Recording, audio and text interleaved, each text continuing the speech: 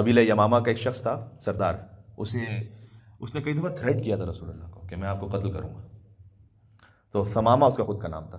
तो एक मरतबा जंग ही में वो खुद गिरफ्तार हो गया और उसको कुछ मुसलमान लेकर आए और मस्जिद के एक सुतून से बांध दिया। या रसूलुल्लाह, ये आपको धमकियाँ दिया करता था बहुत। तो हुजूर ने उससे पूछा कि पहला ऑप्शन गोया ये है कि तुम्हें कत्ल कर दिया जाए इस वक्त। तो उसने कहा कि आप हक रखते हैं क्योंकि मैं आपको कत्ल की धमकियां दे चुका हूं और जंग में गिरफ्तार हुआ था।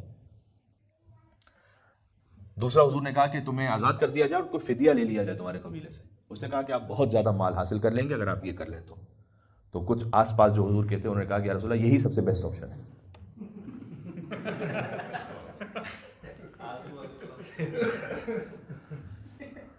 तो अब इसकी वजाहत की तो मुझे ज़रूरत नहीं है ना। एक मिल के सलवात भेजिएगा मोहम्मद अल्लाहुम्मा सल्ली अला मोहम्मद।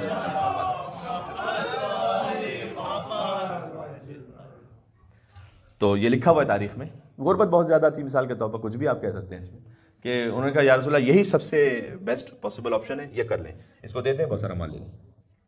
हुजूर ने कहा तीसरा ये हो सकता है कि तुम्हें आज़ाद कर दूं और तुम अपने कबीले के पास वापस चले जाओ। तो उसने सामने जवाब दिया कि अगर आप ये कर लें तो आपके करम से इसी बात की उम्मीद है, आप अहले करामत हैं। हुजूर ने जब उसे आज़ाद किया तो ये जो सवाल किया जाता है ना कि ये इतने सारे लोग हुजूर की तरफ अट्रैक्ट कैसे होते थे, फ़कत वो नहीं, उसका पूरा कबीला हुजूर के हाथ में मुसलमान हुआ था। ये हुजूर का खिलाफ था जो उन्हें खींच के लेके आता था। बल्कि अल्लाह ताला ने कुरान में कहा है कि अगर आपका दिल सख्त होता तो कोई आपकी तरफ ना आता। ये अल्लाह ताला कुरान में कह रहा है। इसका मतलब है कि हुजूर मुकर्रम जैसा मैसेज भी कोई पहुंचाने वाला हो, लेकिन अगर दिल सख्त है और ज़बान में सख्ती है तो कोई करीब नहीं आने वाला। अगर आपकी बात भी अच्छी होनी चाहिए, आपका वे ऑफ कम्युनिकेशन भी ठीक होना चाहिए।